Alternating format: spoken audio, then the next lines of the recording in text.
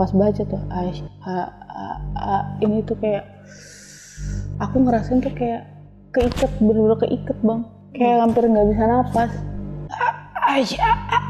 Kayak gitu.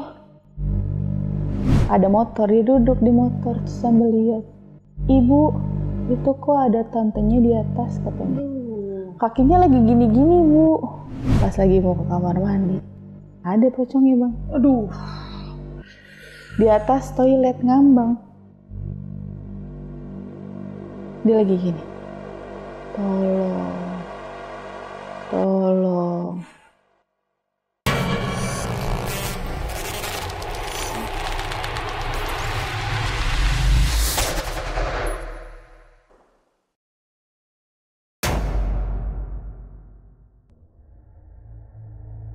Assalamualaikum warahmatullahi wabarakatuh. Balik lagi narasi misteri sama gue Randy Mulya. Dan kali ini udah ada narasumber yang punya pengalaman panjang di rumahnya. Dan ini lumayan sensitif dialamin sama narasumber kita. Dan buat detailnya kita langsung ngobrol aja sama narasumber kita kali ini.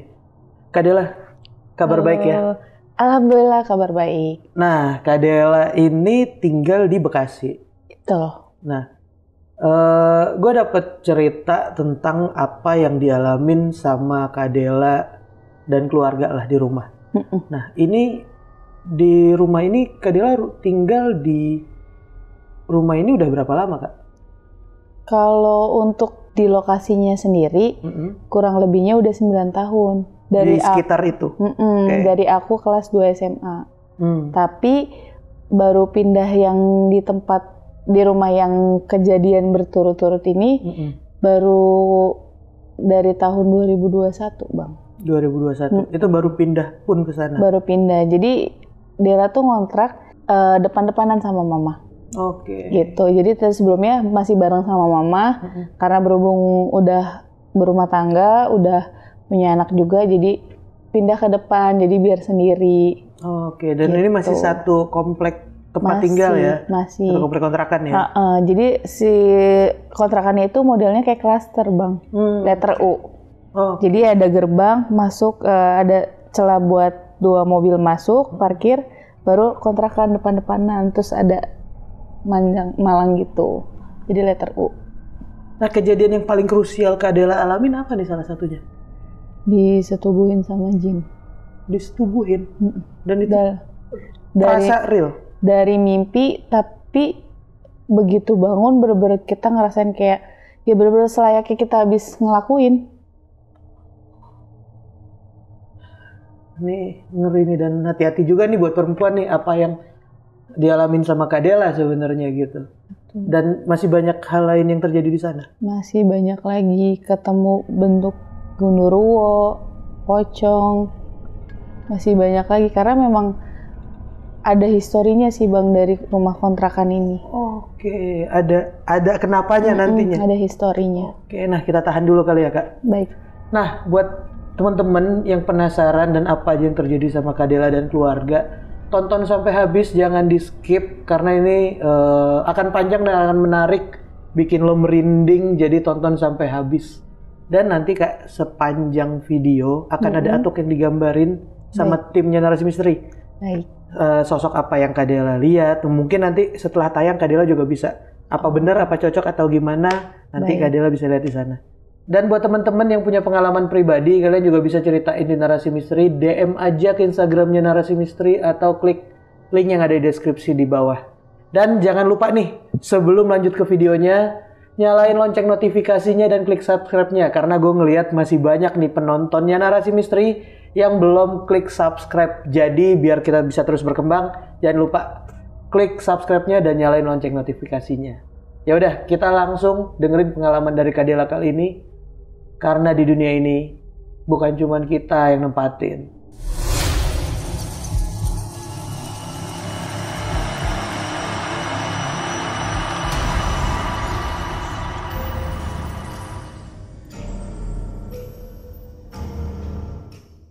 Kak Dela, awal mula kejadian di rumah ini dan apa aja yang terjadi sih Kak? Jadi awalnya itu kejadiannya di tahun 2021 Kak, masa pandemi tuh. Aku baru banget pindah, sebenarnya sih tinggal di sini sih udah lama, Cuman karena rumah kontrakan, tadinya bareng sama mama, aku pindah ke depan. Oke. Nah, baru banget pindah, kurang lebih 1 minggu aku pindah, aku langsung dapat mimpi. Jadi selalu kebangun di jam 2 pagi, Kak. Kebangun di jam 2 pagi, itu 7 hari berturut-turut. 1 minggu berturut-turut. 1 minggu, 7 hari berturut-turut. Oke. Di mimpi pertama, aku mimpi ketemu sosok laki-laki, badannya tinggi besar, agak bidang, terus rambutnya rada coklat, tapi selalu kalau ketemu mimpi ketemu orang itu mukanya selalu samar, Kak. Jadi kayak ngeblur. Cuman tahu fisiknya. Nah, di mimpi aku itu aku lagi disetubuhin sama si cowok ini. Kebangun, lihat jam 2. Dan itu emang aku ngerasa kayak bener-bener real nyata aku ngerasain. Keringetan, tapi aku normal, maksudnya aku pakai baju, keselimutan, apa karena panas, tapi kondisi pakai AC. Aku masih nggak hirauin tuh, karena kan masih mimpi 1 kali. Besoknya sama lagi, Kak, bangun jam 2, tapi dengan posisi postur laki-lakinya beda. Ini agak kurus, tinggi, rambut hitam. Balik lagi mukanya samar, ngeblur. Di mimpi itu sama juga, Kak. Aku lagi disetubuhin sama si sosok laki-laki ini. Kedua kali masih kayaknya cuma bunga tidur. Di hari ketiga mimpi lagi. Kalau ini aku rada samar nih, bener-bener cuman lihat sosok laki-laki, tapi kayak penglihatan tuh kayak semuanya berkabur, semua ngeblur. Tapi di mimpi itu aku sama disetubuhin. Kebangun lagi jam 2, Kak. Sampai di hari keempat. Di hari keempat masih sama. Kayak di hari ketiga. Udah mulai, ini maksud mimpinya apa ya, tandanya ya. Tapi masih masih positive thinking tuh, Kak. Di hari kelima lagi berhubungan lah sama suami. Maksudnya hubungan badan lah sama suami. Kurang lebih jam-jam 12 aku tidur, selesai itu kan. Tidur, kebangun, itu keringetan jagung, Kak. Kayak bener-bener kayak orang habis lari maraton. Pas aku lihat jam 2. Di mimpinya aku ketemu laki-laki hitam, badannya gede, perutnya gede. Itu di situ dia marah. Pokoknya visualnya tuh rumah yang ada barang-barang tuh, yang ada di sekitar dia tuh dibanting-bantingin. Aku nggak suka ini, sambil lari. Nggak lama, si orang yang gendut ini berubah jadi bola api, terbang. Di hari kelima. Udah nggak mimpi disetubuhin lagi tuh, Kak. Tapi mimpinya orang ngamuk. Banting-banting pokoknya. Dan terakhir tuh dia berubah jadi bola api, terbang bus. Ini sosok yang sebelumnya malah nggak pernah ada ya di mimpi? Nggak ada. Makanya aku bilang, sampai akhirnya aku kasih tahu suami mau izin buat konsultasiin ke guru ngaji. Karena kan kalau apa-apa tuh guru ngaji suami lebih enak buat konsultasi. Gak apa-apa kalau 1-2 kali itu masih bunga tidur. Aku pikir, oh ya udah deh kita hilangin nih mimpi-mimpi ini. Akhirnya di hari ke-6 balik lagi mimpi itu, Kak. Dan mimpinya sama kayak di ketiga dan keempat. Samar semua, ngeblur. Kalau yang pertama kedua kan ibaratnya fisik si itunya masih kelihatan jelas. 6 ke 7 2 kali tuh gak jelas. Jadi bener-bener semua penglihatan tuh ngeblur. Tapi di mimpi aku berasa lagi kayak disetubuhin. Akhirnya pergilah datengin guru ngaji. Suami di ruqyah lah aku. Ternyata memang ada yang sengaja ngirim satu makhluk sosok genderuwo cowok buat supaya aku tuh nggak disetubuhin sama suami. tujuannya itu. Jadi intinya dia mau bikin supaya aku tuh mau pisah. Dengan cara kayak gitu. Memang di situ kondisi suami lagi kurang ini tuh. Dari yang kan di hari kelima kan aku sempet HB sama suami kan Kak. Nah sebelumnya itu selama 3 bulan aku nggak disentuh sama suami. Setelah kejadian itu? Ternyata alasannya itu. Dibikin nggak suka ya? Dibikin lebih ke bahasanya tuh dibikin supaya nggak tertarik lihat istrinya. Akhirnya Ruqyah sempat aman tuh Kak, alhamdulillah nggak ada gangguan apapun. Masuk 1 bulan di rumah tuh berasa kayak ngap bawaannya. Hawanya tuh kayak suamiku sendiri juga ngomong, kok kayaknya hawanya kayak nggak enak ya Bu, kayak apa ya, dibilang musim kemarau juga enggak, tapi kok bawaannya ngap, rumah tuh gelap gitu. Sampai akhirnya kondisi kita mau tidur tuh kurang lebih di jam 10 atau jam 11 tuh aku lupa Kak. Jadi aku tuh tinggal di rumah kontrakan. 3 petak, kalau Kakak bisa bayangin 3 petak, ruang depan, ruang tengah, sama ruang belakang. Jadi ngeblong gitu Kak. Nah aku tuh pakai si pentutup AC supaya dia nggak lari ke dapur, yang plastik, bahan plastik. Nah berhubung tembok dari atas ke bawahnya itu agak tinggi, jadi kan nggak nutup banget Kakak. Jadi kurang lebih dari bawah sampai ke mata kaki ke atasan dikit lah, adalah kurang lebih sejengkal, itu kita masih bisa ngelihat area bawah dapur lah gitu. Mau tidur sama suami, aku ngomong, kok kayaknya kayak nggak enak ya, hawanya gimana gitu, mau dijelasin kita merinding tapi ngap segala macam lah gitu.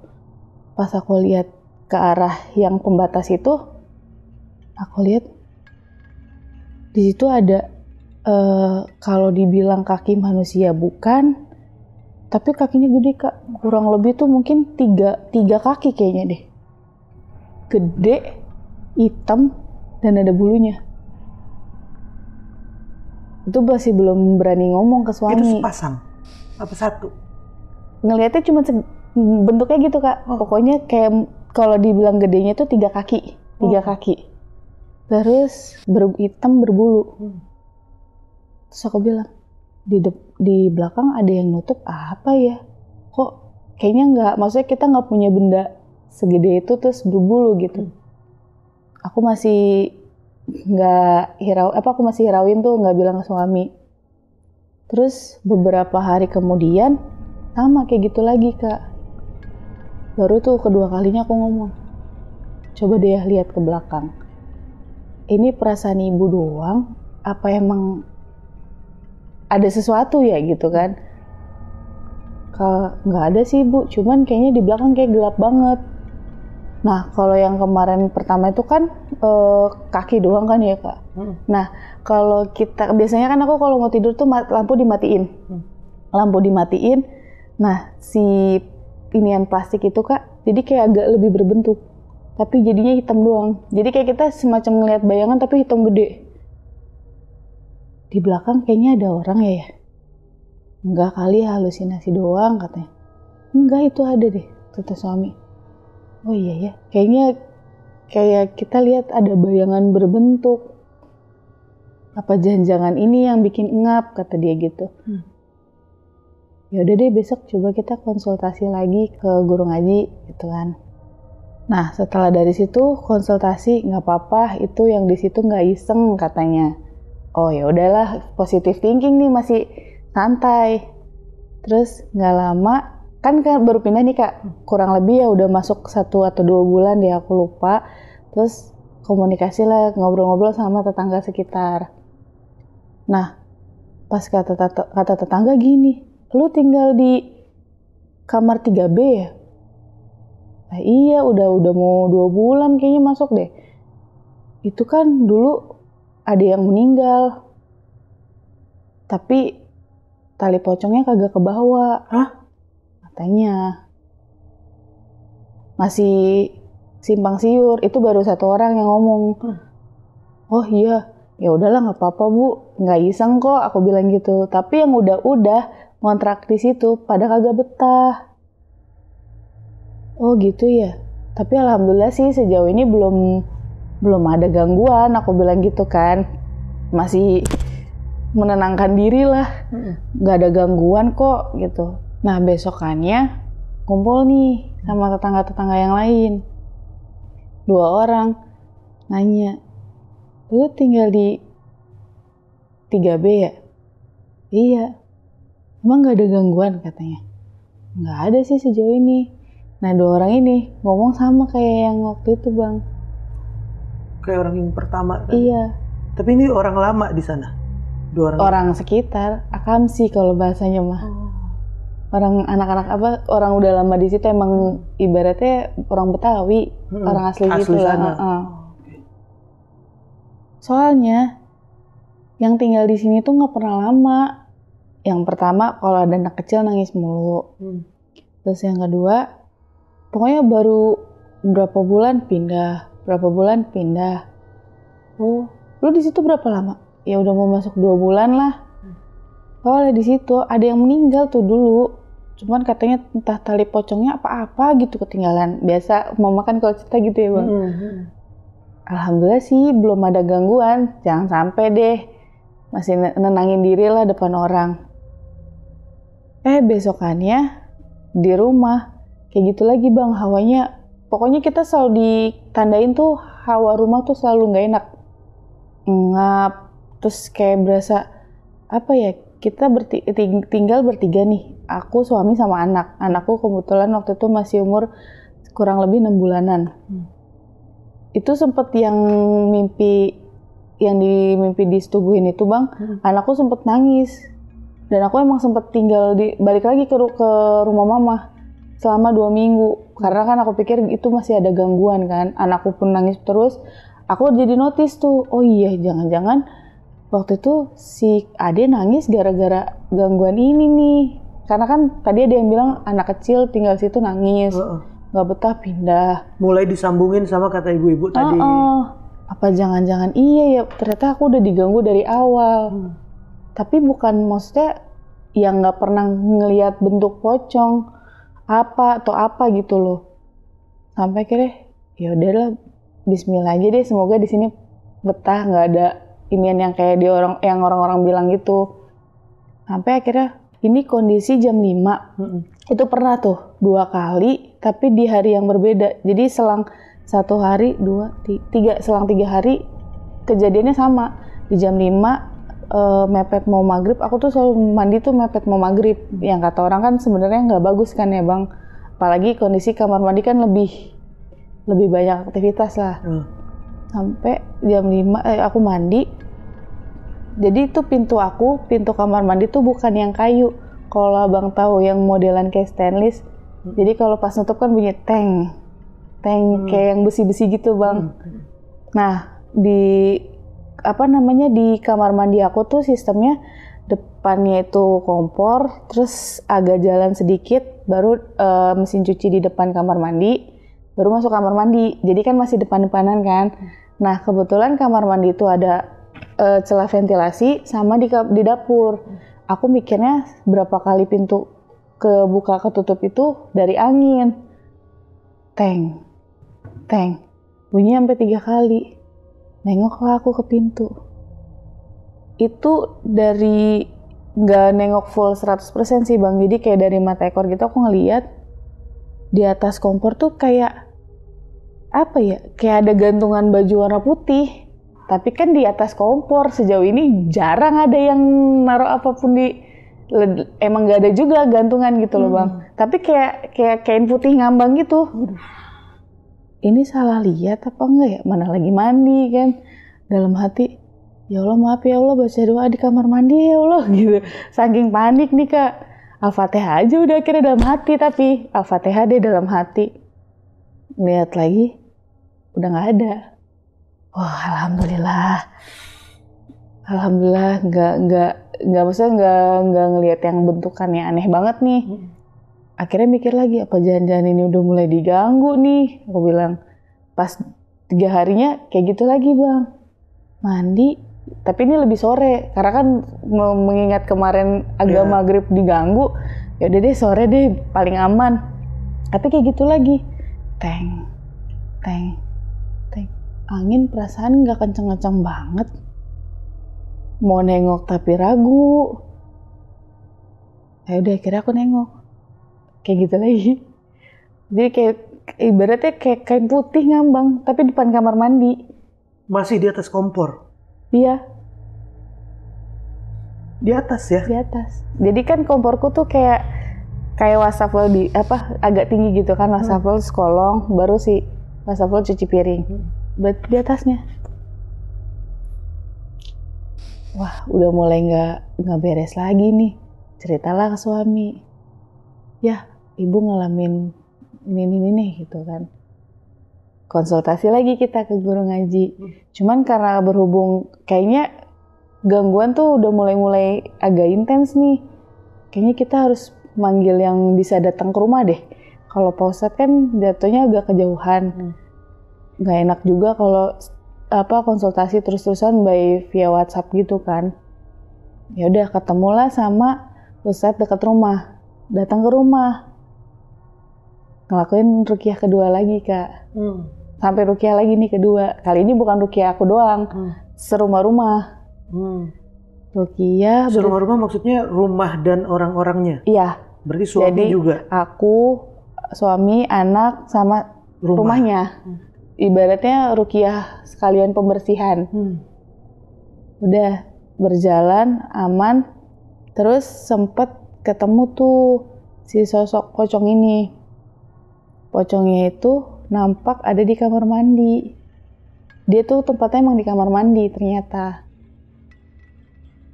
Nah, pas ruqyah itu si tali pocongnya dia itu emang ternyata ada orang yang emang sengaja ditaruh di tempat pembuangan air.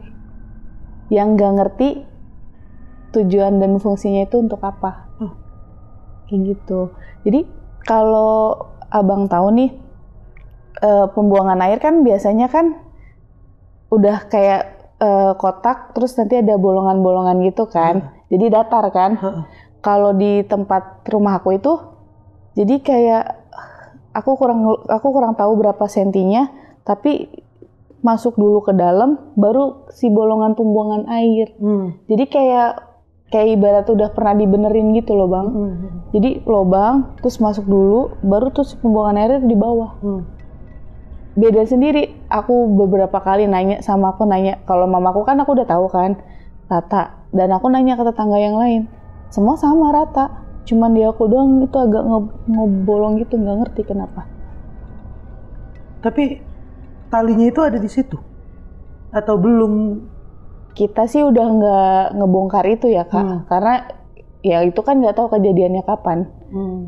Nah, tahu talinya itu ada di pembuangan itu dari mana? Jadi pas pada saat aku ruqyah diarahin pengarahan mata batin. Nah itu yang aku dapet. Jadi si pocongnya itu ada di kamar mandi, si talinya itu dibuang ke situ. Dapat pandangan seperti itu saat di ruqyah. Betul.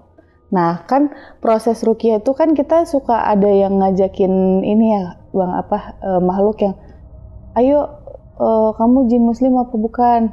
Kalau dia kan ada yang mungkin dia udah puluhan tahun bahkan udah lama banget dan dia nggak tahu gitu kan, diajaklah ke jin muslim. Cuman kalau pas pada saat ruqyah tuh kabur-kaburan terus. Mungkin ibaratnya panas kali ya bang, karena kan kita baca-bacain juga kan. Akhirnya proses ruqyah selesai, ya pocongnya udah, aku cuman ketemu gambaran gitu aja. Tapi sosok saat kelihatan gambaran itu sosok pocongnya jelas? Ya putih terbungkus. Dan putihnya itu hampir sama kayak yang aku lihat pas aku agak lihat keluar di atas kompor itu. Sosok yang sama tuh bentukannya. Warna putihnya sama. Jadi putih agak sedikit lusuh. Udah ruqyah, udah merasa tenang dong. Oh udah ruqyah 2 kali, masa iya nggak pergi-pergi gitu kan. 3 hari setelahnya, pasti dirinya 3 hari gitu bang. 3 hari setelahnya, pas lagi mau ke kamar mandi, ada pocongnya bang. Aduh. Di atas toilet ngambang. Dia lagi gini, tolong.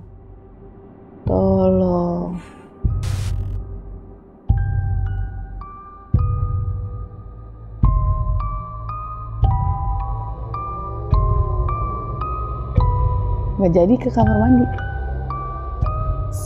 Itu kejadiannya malam jam 10 kalau nggak salah bang. Besoknya aku baru cerita ke suami. Kemarin ibu ngeliat ya, bentukannya sama kayak yang ibu lihat pas di Ruqyah. Wah, berarti dia minta tolong. Apa kalau suami kan rada-rada sedikit bercanda ya bang.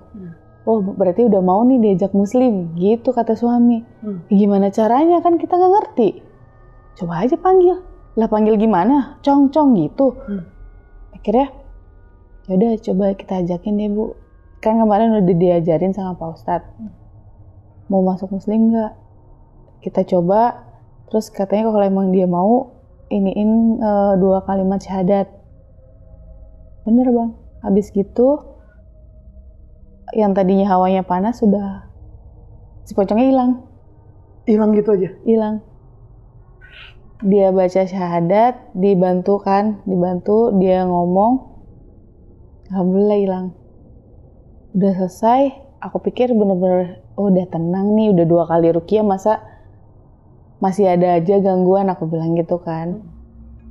Ternyata masih berlanjut. Belum selesai di situ? Belum.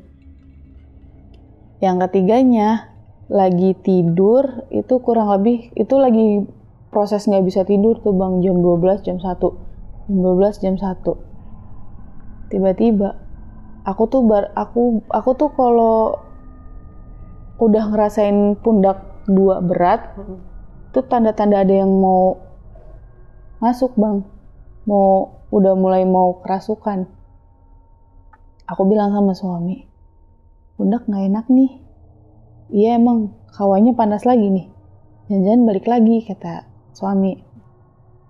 Nggak tahu sih, nggak kelihatan bentukannya apa. Aku bilang, nggak lama dari situ aku kemasukan. Jadi aku kemasukan, pas begitu kemasukan tuh nggak sadar. Tapi aku tuh tahu kalau ada yang lagi ngendalin tubuh. Di situ aku lihat bentukannya berbulu, hitam besar, bertanduk kerbau, mata merah. Kita sebut dia Om Wowo, Genderuwo.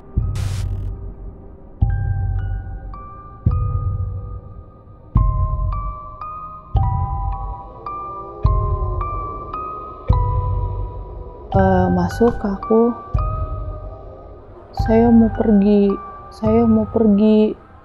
saya udah lama di sini, saya mau pergi, tapi saya nggak bisa. Kenapa nggak bisa, kata suami? Jadi kita ajak komunikasi bang. Ini berarti kondisi masuk. Akunya udah bukan aku. Yang ngomong sosok itu lewat Kak Dela nih. Iya. Disautin sama suami. Jadi kalau kata Ustadz, kan 2 Ustadz nih yang ngomong, kalau emang sekiranya Dela lagi mulai mau ini, diajak komunikasi aja bang. Takut ada yang mau disampaikan atau gimana gitu kan. Yaudah, kenapa kamu nggak bisa pergi, kata dia. Saya nggak tahu kenapa saya nggak bisa pergi. Tali rantainya masih kencang banget, kata dia. Emang kamu dari mana asalnya? Saya dari dulu di sini. Saya justru mau pergi, nggak bisa kemana-mana, kata dia gitu. Sebelum di sini kamu nggak tahu kamu asalnya dari mana? Saya nggak tahu. Tahu-tahu saya udah disuruh di sini. Saya disuruh jagain ini. Dulu sebelum ada rumah ini, daerah tempat sekitaran sini tuh bentukannya pohon-pohon gede sama ada beberapa makam, kata dia. Jadi tuh kalau gambaran ini bang, kan sini ya bang. Jadi ini gerbang nih, masuk kayak kalau abang tahu perumahan klaster. Nah, masuk gerbang terus masih ada 2 space buat mobil parkir. Terus sama baru tuh rumah 5, depan 5, baru ke miringnya 6 rumah. Oke, letter U gitu berarti. Iya, letter U. Nah, aku posisinya yang dekat sini. Nah, menurut si Genderuwo itu bilang, dari 3 rumahku ke belakang tuh itu si pohon besar, si makam. Dan itu yang dia jagain. Sebenarnya sih bukan dia jagain. Dikirim ke sana ya. Lebih tepatnya dia bilang terakhirnya gini bang, di di kontrakan aku itu ada 2 kakek nenek yang emang tinggalnya udah lebih lama dari aku, kurang lebih 15-20 tahun. Dan memang dia bilang daerah rumahku ini si yang dia bilang itu, yang dibilang Gundurwo, dia bilang ada pohon besar, ada makam, diiyakan sama si nenek sama si kakek ini. Sama ceritanya ya, apa yang dibilang nama sosok sama orang yang tinggal di situ. Nyambung. Tapi aku nggak bilang sih aku dapat informasi dari si ini karena takut nggak percaya kan bang. Terus si Om Wowo ini bilang di tempat saya berdiri ini dulu ditanemin kepala kerbau. Buat apa? Suami kan agak-agak ini kan, buat apa? Saya nggak ngerti. Pokoknya dulu ditanemin kerbau dan saya disuruh di sini, nggak boleh kemana-mana. Tapi setelah itu baru tuh ada lagi rumah, terus mulai rame. Jadi nggak pernah sepi. Jadi orang ngontrak tuh cuman ya nggak nyampe sebulan udah isi lagi, udah nggak nyampe sebulan seisi lagi. Pas aku cari tahu ternyata mungkin istilah katanya perewangan kali ya bang, atau apa ya bahasanya tuh? Penglaris. Jadi biar si kontrakannya itu makin banyak, semakin rame. Cepet lakunya. Makanya kataku, oh jadi kamu jin penunggu, penglaris. Saya nggak ngerti, pokoknya saya mau pergi. Saya lihat dari kemarin banyak bentukannya sama kayak saya. Tapi mereka pergi. Saya nggak bisa pergi karena ada rantai di kaki saya katanya. Terus kata dia, saya berapa kali mau ngajakin main, mau ngajakin berteman orang-orang yang lalu lalang pindah dari sini, masuk ke sini, pindah. Tapi mereka selalu takut. Ya suami bilang, ya iyalah bentukannya kayak gitu ya, siapa yang nggak takut? Pakai nanya lagi lu. Gitu. Makanya, akhirnya ya udah gini aja. Saya mau bantu kamu mau nggak masuk muslim? Kita pakai cara lagi tuh yang Pak Ustadz kedua tuh. Mau nggak masuk muslim? Nanti saya bantu kamu keluar dari sini. Nggak bisa, rantainya keras, saya nggak bisa. Itu tuh, aku ngerasain sih bang, kakiku tuh bener-bener kayak dicengkram kuat banget. Kayak nggak tahu ada apa gitu, pokoknya di kaki tuh bener-bener nggak bisa gerak, bener-bener kayak ketahan banget. Saya nggak akan bisa pergi dari sini, kata dia. Bisa, kalau Allah udah berkehendak bisa. Ya gaya-gaya ala Pak Ustadz tuh suami jadinya. Tapi aku juga rada ragu tuh, bisa nggak ya dalam hati. Akhirnya si Om Wowo ini mau. Saya harus apa, kata dia. Ikutin saya ya. Nah, pas pada saat dia ikutin, kamu nanti bacain ini ya, ikutin saya baca 2 kalimat syahadat, insya Allah nanti kamu bisa. Pas baca tuh, ini tuh kayak, apa ya, aku ngerasain tuh kayak keiket, bener-bener keiket bang, kayak hampir nggak bisa napas,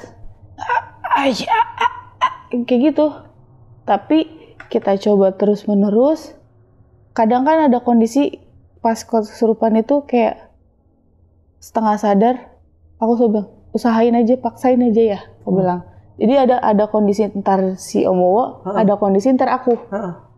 Paksain aja ya, hilang-hilangan tuh ya. Paksain aja ya, paksain. Bisa, ini bisa, aku bilang. Baca 2 kalimat syahadat, kurang lebihnya 10 menitan tuh dia baca, karena kan cekek banget gitu. Alhamdulillah. Begitu selesai, dia berubah jadi manusia.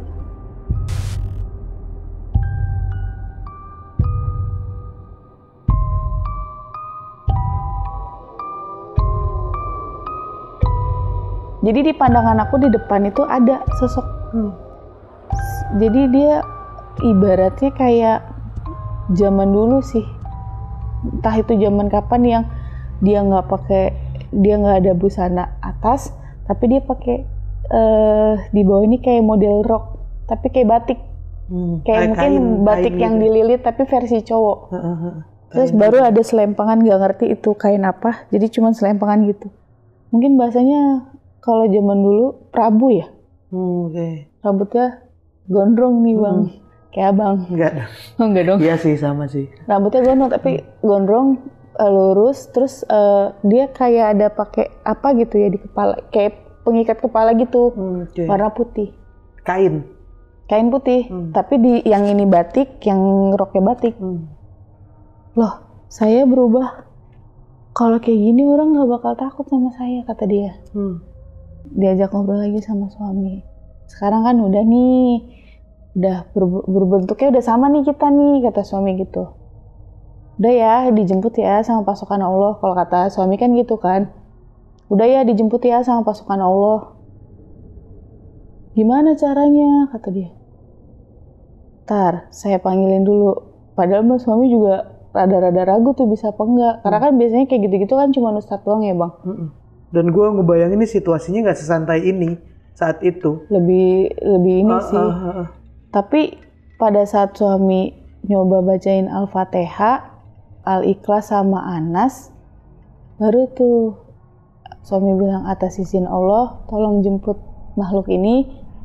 Itu bang, yang Dela lihat kondisinya kan Dela cuma bisa gini kan ya bang. Yang Dela lihat itu dari atas bener-bener cahaya putih turun. Di situ dibilang ngelihat kayak manusia tapi nggak kelihatan kayak manusia, tapi kayak kalau abang lihat apa ya, kerumunan orang tapi dari kejauhan. Paham nggak bang? Nah itu datang tapi bercahaya banget, putih bersih. Dia nangis, ya Allah, kamu udah tahu Tuhanmu, kata suamiku. Aku mau dijemput, orang-orangnya bersih, orang-orangnya putih.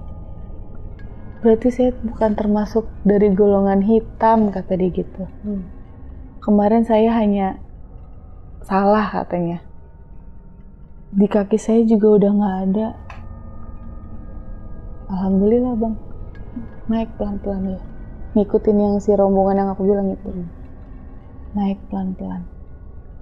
Udah, itu setelah dari situ aku full sadar aku. Badan tuh udah kayak abis lari maraton jauh banget bang. Capeknya naujubillah. Pada rentek semua nih bang. Sakit-sakit habis itu?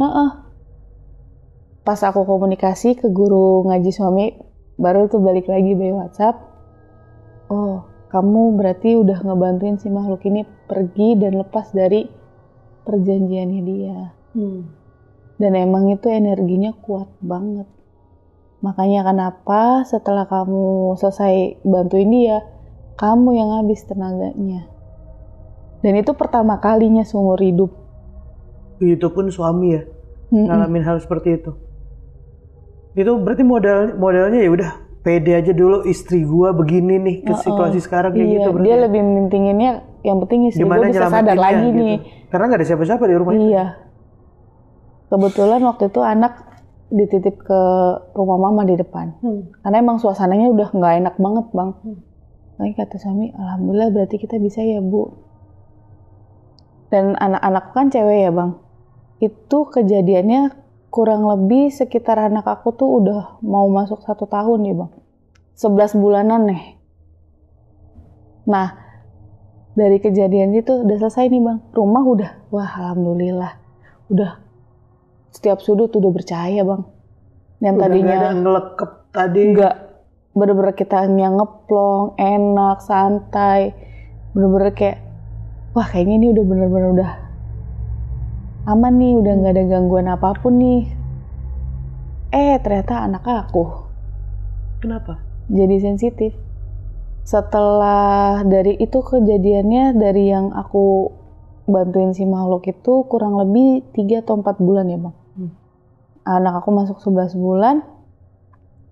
Tiba-tiba anak aku bilang, Bu, di depan ada monyet hitam. Di depan pintu ada monyet hitam. Ini anak 11 bulan yang ngomong nih. Tapi dengan bahasa bayi ya. Ada monyet hitam gitu kata dia. monyet hitam. Monyet.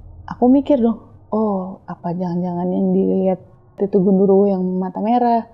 Masa balik lagi? Soalnya sebelum kejadian anak aku lihat ini, aku bener-bener dengar berapa kali dentuman di atas tuh, boom. Itu setiap jam 1 malam. Dan itu beda-beda, ada suara dentuman, hampir setiap hari dan sampai detik ini aku masih ngedenger. Yang kayak pasir atau kayak kerikil jatuh di atas atap, itu aku masih. Ya nggak ngerti sih, mungkin ada orang yang masih mau berniat jahat kali ya Bang, karena kan banyak yang bilang kalau kita dengar dentuman atau mungkin batu-batu kerikil jatuh gitu kan ada yang mau dikirim tertuju ke kita gitu. Nah itu sampai detik ini aku masih ngerasain. Sesering itu? Hampir tiap malam. Hampir tiap malam? Itu nggak dicari tahu kenapanya? Sejauh ini sih ya kita pasrah sama Allah sih. Biarin aja udah. Nah dari situ tuh baru anak aku udah mulai ke 2 tahun, 3 tahun, lebih jelas lagi Bang. Nah dulu tuh di kontrakan, balik lagi nih Bang. Pernah ternyata ada yang bilang, tadi kan letter U ya Bang. Nah yang di bagian yang U-nya ini, di situ ada dulu perempuan, kayaknya sih ada keturunan Belanda ya Bang. Nikah sama orang pribumi, terus meninggal. Kalau awal sih dia bilang banyak yang praduga katanya meninggal karena lambung setelah melahirkan. Ternyata pas ditelusuri dicari tahu meninggalnya tuh disiksa sama suaminya. Anaknya diambil, dijual.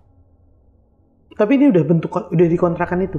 Udah bentuk kontrakan. Berarti bukan yang lama banget, bukan zaman Belanda? Belum, sebelum. Tapi ini si perempuan ini ada turunan Belanda. Tinggal yang sudah jadi kontrakan ini iya. Ya? Bukan kejadian zaman dulu ya? Betul.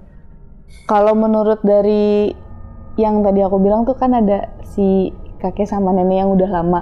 Nah menurut dia itu bukan yang Belanda yang bule pirang banget gitu Bang, tapi face-nya bule lah, bule Belanda. Nah, menurut dari orang yang ngerti, si perempuan ini nggak mau pergi sebelum ketemu anaknya. Nah, pas di yang bagian rumah ini, di ujung sininya tuh ada toren Bang, toren yang kuning gede tuh.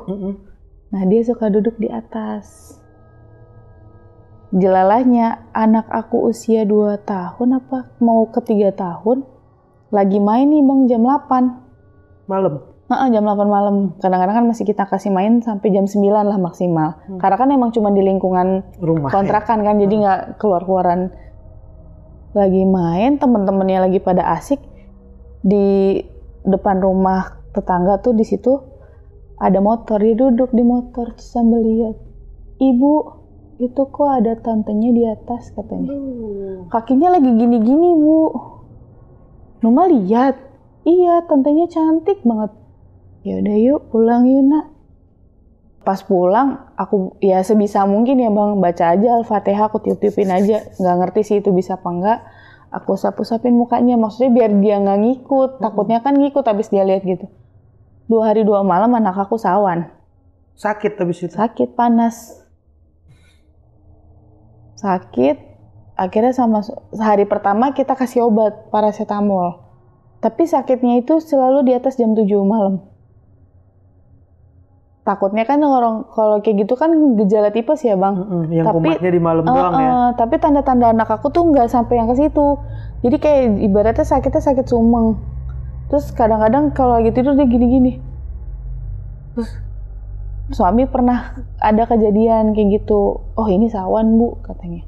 Barulah tuh suami ambil air di botol, terus dia bacain, entah dia ngajiin apa gitu. Kayaknya ngajinya agak lama tuh Bang. Abis sholat isya dia ngajiin, dia ini terus dia tiup-tiup, baru dia kasih minum ke anak aku, dia usap-usap ke muka.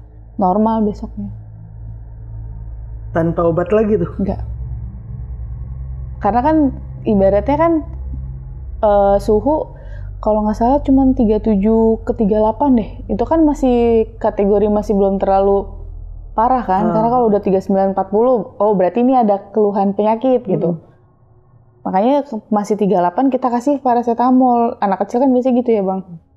Tapi kok 2 hari, udah gitu yang keduanya baru gitu yang gitu. Wah beneran ini sawah nih bu. Terus suami langsung kayak gitu, makanya di ngajiin.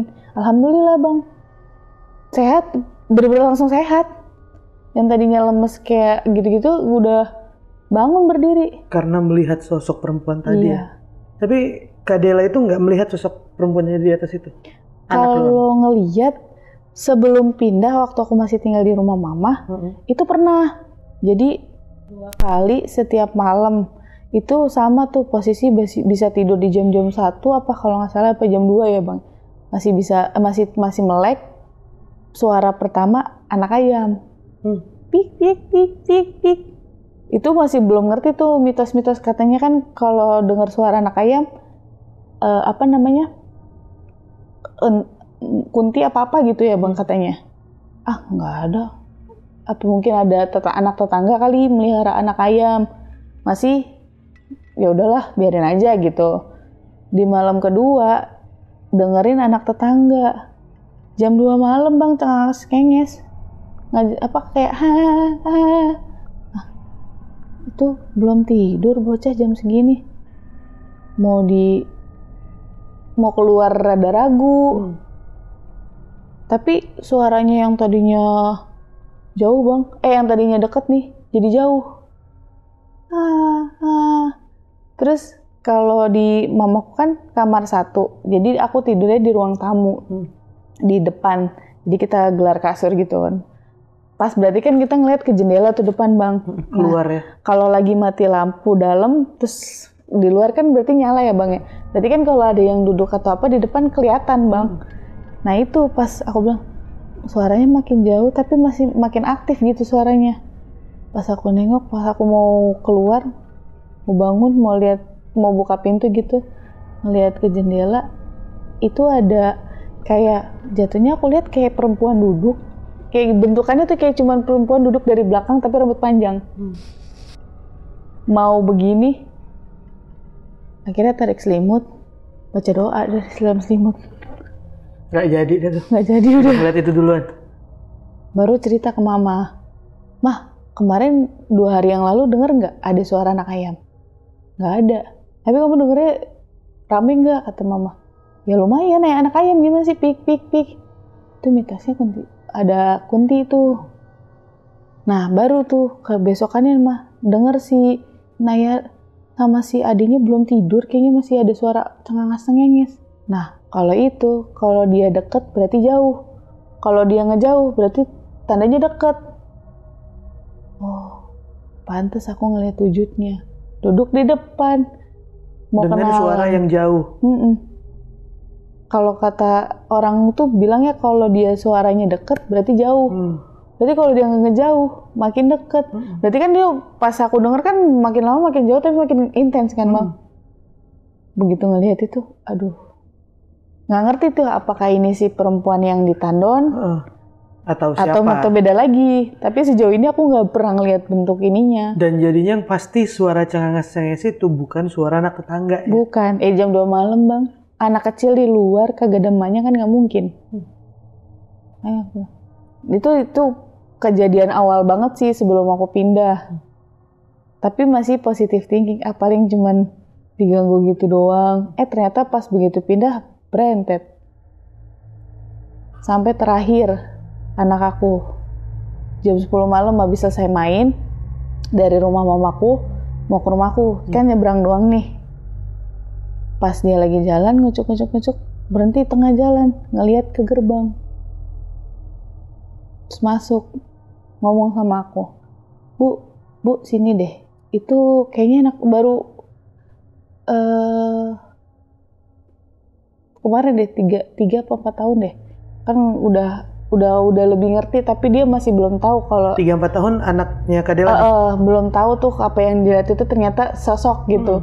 Jadi dia sebatas dia cerita aja. Bu sini deh Bu, kita lihat ke gerbang yuk, kata dia gitu. Lihat ke gerbang, lihat apa nak? Ya lihat sini. Ade ngelihat ini Bu. Apa? Ade lihat ada nenek-nenek rambutnya panjang. Jadi gerbangnya kita tuh gerbang besi bang. Tapi ya balik lagi masih ada bagian celah bawah yang masih bisa ngelihat keluar gitu loh Bang. Jadi nggak full sampai ke bawah. Gerbang besi berarti gerbang besi solid ya? Terus masih ada sisa gitu segini lah. Maksudnya kalau ada orang dari luar masih bisa ngelihat bagian kaki gitu. Dan kalau di rumah aku tuh jam 10 malam gerbang udah digembok, udah dikunci. Ini gerbang besi kayak gerbang pabrik gitu dong, ketutup full gitu. Yang ada gerbang kecil terus yang sebelahnya tuh dorong. Oh, oke. Yang kayak gitu Bang.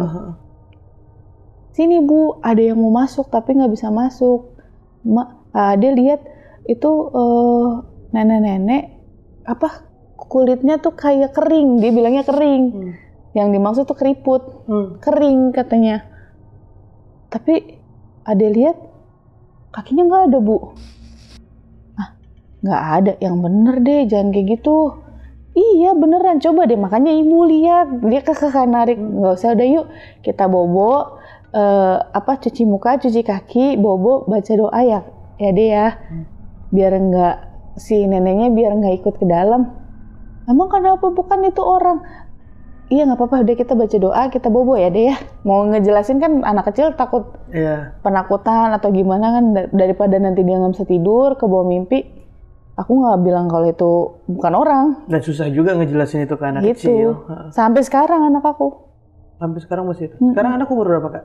4 tahun. 4 tahun. Agustus kemarin 4 tahun. Berarti ini kejadian yang terakhir belum lama ya? Kemungkinan tuh awal-awal atau pertengahan tahun lalu deh. Di saat ini anak udah ngerti lah ya umur segitu. Dan sekarang masih tinggal di sana? Masih, alhamdulillah. Dengan tiap harinya itu malam selalu ada itu masih Bang suara-suara di atas genteng tuh ya. Itu bisa di kisar jam berapa kalau dengerin suara itu Kak? Nggak tentu atau kalau aku ciriin itu pasti selalu di atas jam 12 malam. Nanti dia bisa di atas bisa di jam 1, jam 2. Berhentinya itu di jam 3 ke bawah. Berarti sering sebelum, biasanya kan kalau jam 3 atau jam 4 kan udah masuk ke tahajud sama subuh kan. Nah itu benar-benar di jam 12, 1, 2. Itu paling rutin. Dan lumayan sering kebangun karena gangguan itu. Dan anakku selalu bilang, kayak dia bilang itu monyet hitam. Terus dia pernah bilang ada tengkorak. Bener-bener dia selalu bilang ada di depan rumah tapi nggak bisa masuk. Ya nggak ngerti lah itu mau gangguan apa lagi, tapi sejauh ini alhamdulillah kan setelah kejadian itu aku dikasih masukan, Del baca ini, sholat 5 waktunya diperketat, baca setelah sholat, terus kalau bisa kalau emang sanggup ya tahajudnya dikencengin gitu kan. Insya Allah nanti kalau ada gangguan-gangguan yang kayak gitu bener-bener nggak bisa sampai masuk. Dan alhamdulillah aku jalanin ibadahnya yang kencengin ya. Dari situ alhamdulillah. Ya itu anakku cuma bilang, Bu ada itu di depan tapi nggak bisa masuk. Dan impactnya jadinya ke anak yang sering ngalamin hal seperti itu ya. Jadi anak aku yang lebih sensitif sekarang. Nanya sedikit ke cerita yang di awal nih Kak. Kan pertama pindah ke sana, itu mimpi berturut-turut 7 hari disetubuhi. Nah ini maaf ya sebelumnya ya, tapi emang sejelas itu kegiatan yang terjadi, yang ada di gambaran, yang ada di mimpi itu sampai setelah bangunnya Kak Dela rasain? Kalau maaf ya ini kan agak sensitif ya Bang bahas itu ya. Jadi ibarat kata dibuat yang udah nikah ya Bang ya. Jadi kalau habis kayak gitu kan pasti kita keringetan, terus ada berasa rasa capek. Itu bener-bener ngerasain pas bangun, kaget bangun, kayak berasa bener-bener aku kayak habis sama suami. Berarti seril itu apa yang dialamin yang di dalam mimpi ya? Bahkan si guru ngajinya Pak Ustadz pun sampai bilang alhamdulillahnya ini masih tahap digoda. Kalau menurut dari versi Pak Ustadz itu pasti tahap digoda. Jadi benar-benar akunya belum masuk ke ranah mereka. Kalau aku masuk ke ranah mereka, amit-amitnya aku bisa sampai punya anak. Amit-amitnya. Dan yang pasti jadi masalah besar sama suami juga nih di kehidupan. Bener nih, ibaratnya yang ngirim ini tadi berarti berhasil gitu ya. Iya. Itu nggak tahu siapa yang ngirim itu, nggak ada gambaran sama sekali tuh, nggak ada. Kalau untuk gambaran sebenarnya ada, cuman ya udahlah. Oke. Biar Allah saja yang membalas. Oke. Sebenarnya kayak tahun ini kayaknya si ini gitu ya. Itu malah tadinya sempat bikin aku bingung tuh Bang. Kenapa? Jadi aku kan setelah ngalamin kejadian-kejadian yang aneh-aneh tuh aku beberapa kayak tanya ke temen-temen yang ibaratnya indigo lah yang ngerti. Kenapa ya kok gue kayaknya gini banget, sampai anak pun ikut-ikutan sensitif gitu kan. Ini tuh tadinya tuh tujuannya, bahkan aku sampai dibikin tuh aku suzon ke mertua. Ini mertua kamu nih nggak suka. Jadi sampai ketemu bahasa itu Bang. Mertua lu nih nggak suka nih. Jadi semuanya keadu ya? Iya. Padahal mertua pun nggak ada apa-apa gitu. Jadi otomatis kan kita pemikirannya jadi jahat ya Bang. Oh mertua gitu banget. Ternyata. Dan apalagi ini hal lumrah gitu ya. Urusan dengan mertua dan menantu dan lain-lain lah itu hal lumrah gitu. Jadi kemakannya juga gampang. Betul. Nah kata teman-teman indigoku tuh mengarahnya ke mertua. Mertua kamu nih nggak suka, dia mau bikin kamu cerai sama suami kamu. Makanya dibikin supaya suami kamu tuh nggak tertarik lah ngeliat istrinya sendiri gitu. Masa iya sejauh ini? Akhirnya ya itu kan, apalagi aku sampai sekarang aku ngerasain apapun aku larinya ruqyah. Sampai aku dikasih tata cara ruqyah sendiri tuh Bang. Nah, baru tuh ketemu jawabannya pas akhir-akhir ini. Ternyata yang ngirim satu orang yang sama, dan tujuannya emang sebenarnya dari sebelum aku nikah dia tujuannya. Dari sebelum aku nikah, niatnya mau iniin ke keluarga, pas aku nikah mecah, nggak tahu kenapa ketujuhnya ke aku. Jadi mungkin ibarat bahasanya mau bikin hidupku berantakan apa gimana, nggak ngerti dia tujuannya. Dengan keluarganya Kak Dela tadinya ya, bukan sebenarnya fokusnya ke Kak Dela nih, fokusnya ke keluarga, cuman karena mecah, jadi dia bingung nih mau yang mana dulu nih, yang keluarga dulu nih, si emak bapaknya nih apa anaknya dulu. Ternyata ya ininya ke aku dulu, kayak gitu. Dan ini di tahun 2020-an, 2021 ya, 2021. Masih bermain hal-hal seperti ini gitu orangnya. Ya mungkin masih saat ini. Nah, dan masih banyaklah simpang siur kejadian-kejadian yang seperti ini juga gitu. Dan itu untungnya suami ikut nyariin solusi, semuanya itu dihadapin bareng ya. Jadi tuh menurut dari guru ngaji, suami itu dulu pernah dicoba buat dibuka mata batin. Tapi kalau dilihat dari versi spiritual dari guru ngaji tuh, kayaknya ini orang nggak fokus dan nggak akan kuat, nggak akan kuat ditutup lagi. Tapi makanya kan kenapa dari setiap kejadian-kejadian suami tuh kayak berasa ngerti, paham, karena dia tuh nggak bisa tapi dia tahu, dia ngerasain, dia bisa ngerasain. Jadi kepekaannya tuh dari rasa. Begitupun suami tadi yang di saat kejadian dengan pocong yang talinya ketinggalan dan tinggalnya di kamar mandi ya. Itu. Dia nggak bisa ngelihat apapun. Tapi dia tahu nih titiknya di mana. Walaupun Kak Dela ngelihat, dia nggak bisa, tapi dia tahu feel-nya gimana ya. Ini gangguan pocong ini sebenarnya nggak lama ya? Gak lama sih. Gak lama ya? Kalau menurutku apa karena ya itu kan tetangga pada riuh tuh. Lu diganggu nggak, di ini nggak gitu kan. Dan aku dengan pede jawab enggak, aku nggak diganggu. Akhirnya beneran diganggu. Ya mungkin gitu, kepedean pede itu yang bikin mancing. Jadi seberani ini gitu mungkin. Iya udah gitu akunya juga rada sensitif kan Bang. Ya udah makin bisa dia buat ganggu. Gue nggak bisa ngebayangin sih pas masuk kamar mandi tiba-tiba di atas WC itu ada, Dan itu bukan samar-samar yang dilihat sama Kak Dela ya. Maksudnya bukan hologram atau apa bentukannya. Kalau yang aku lihat pas itu aku lihatnya pas mau masuk kamar mandi bang, dia ada di atas WC lagi ngambang, jadi di atas WC gitu. Tolong, ibaratnya kayak kalau film mah digantung ya bang ya, kayak ya kan ada gantungnya. Ini enggak, bener-bener dia ngambang. Tolong, muka pucet. Tolong. Wajahnya tegas berarti saat itu tuh kelihatan. Tolong, iya. Mata, hidung, cuman pucet aja. Gak ada bentuk darah atau apapun, nggak. Pucet, tapi ininya udah agak lusuh sih. Itu berapa lama Kak Dela diem ngeliatin itu? Kurang lebih 5 menit.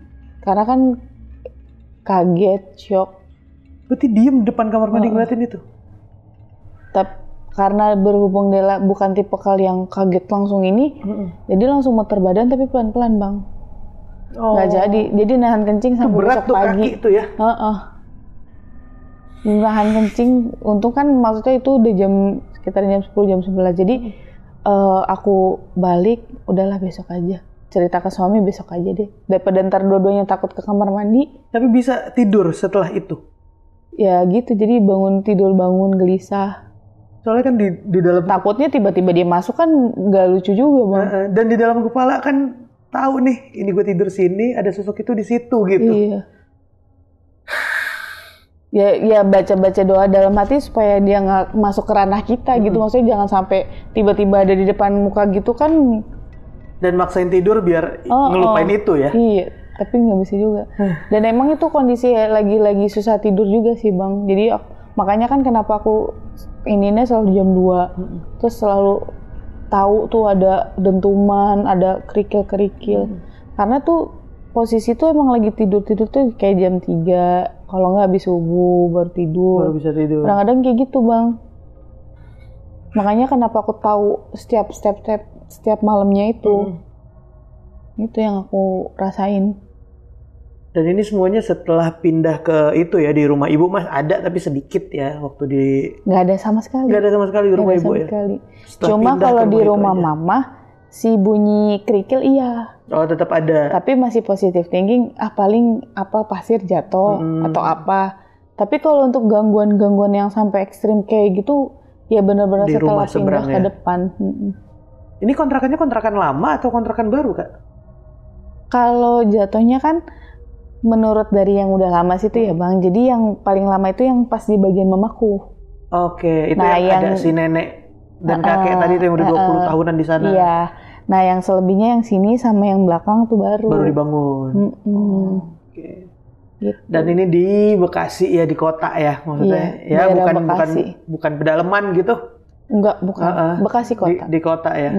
Dan ini dialamin. Mungkin teman-teman juga ada yang ngalamin seperti ini di rumahnya atau apa, bisa tulis saja di kolom komentar. Dan ini masih ada kejadian yang belum terkuak lah ya sama Kak Dela ya, tentang apa yang terjadi tiap malam di atas rumah ya. Sebenarnya sih aku udah paham, tapi ya jadi lebih ke gimana caranya supaya itu nggak kejadian ke kita. Nggak kena gitu ya.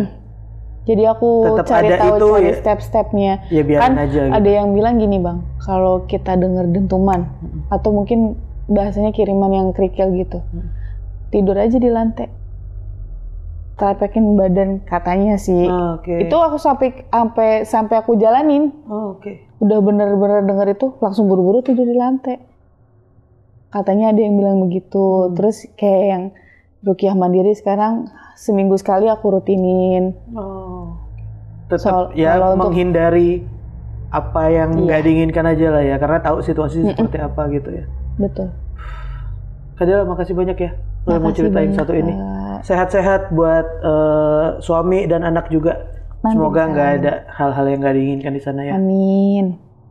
Nah, buat teman-teman, kalian bisa tulis di kolom komentar apa yang terjadi sama Kak Dela dengan runtutan kejadian yang tadi diceritain sama Kak Dela. Tulis aja di kolom komentar. Dan buat yang punya pengalaman, kalian juga bisa ceritain di Narasi Misteri. DM aja ke Instagramnya Narasi Misteri atau klik link yang ada di deskripsi di bawah. Terima kasih yang udah nonton sampai habis. Jangan lupa nyalain subscribe-nya dan nyalain lonceng notifikasinya biar dapat updatean terbaru dari Narasi Misteri. Karena yang gue lihat nih banyak banget yang nonton tapi belum nyalain subscribe-nya, jadi nyalain subscribe-nya dan lonceng notifikasinya. Kalau gitu, gue Rani Mulya pamit, ngewakilin Kak Dela pamit. Karena di dunia ini, bukan cuman kita yang nempatin,